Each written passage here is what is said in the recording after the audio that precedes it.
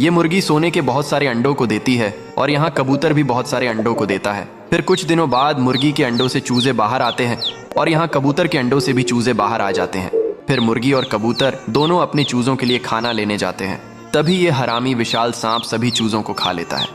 फिर जब मुर्गी खाना लेकर वापस आती तो बाकी के बचे चूजे मुर्गी को सारी बात बता देते हैं। मुर्गी रोने लगती है, लेकिन यहाँ कबूतर सांप पर हमला कर देता है और सांप को मार देता है। फिर कबूतर रोने लगता है क्योंकि किसी ने लाइक सब्सक्राइब नहीं किया।